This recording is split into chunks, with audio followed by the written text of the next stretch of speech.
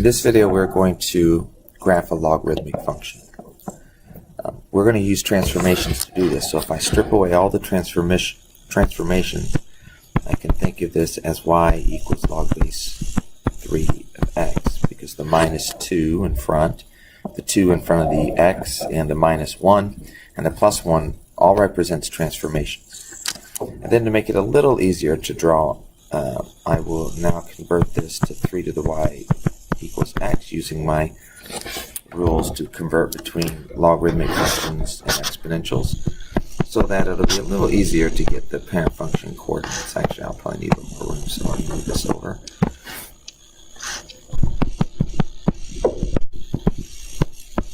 So unlike exponential graphs, we are going to plug in values for y instead of x.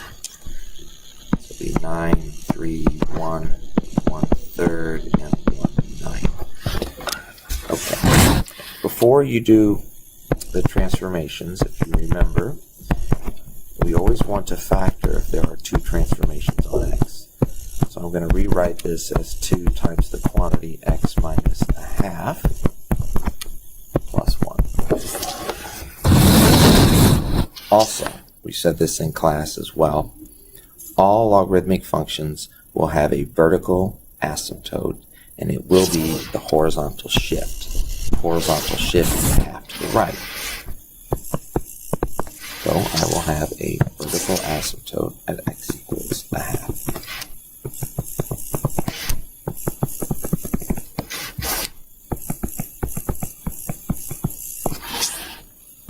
Okay, so I've done taking care of that.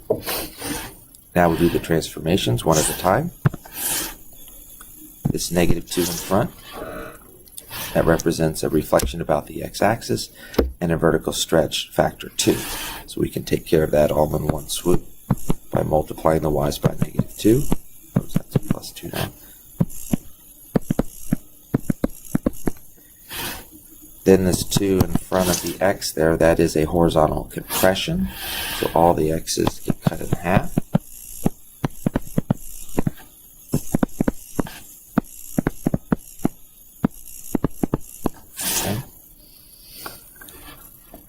And then the x minus a half, that is a shift of 1/2 to the right.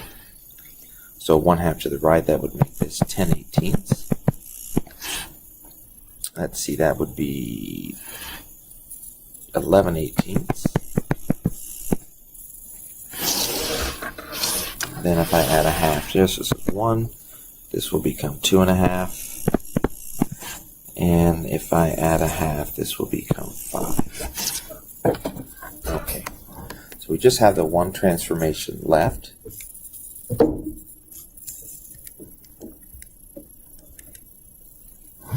And that is the plus 1. That is a vertical shift up 1. So the 4 becomes a 5, the 2 becomes a 3, the 0 becomes a 1, the negative 2 becomes a negative 1, and the negative 4 becomes a negative 3. So for graphing, I will just graph these outside pieces. I don't have the graph. So it's a little more than a half, 5.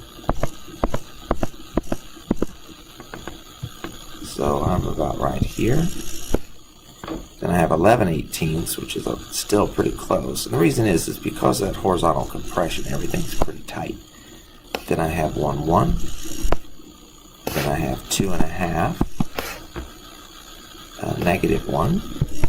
So that would be about right here. And then I have 5, negative 3.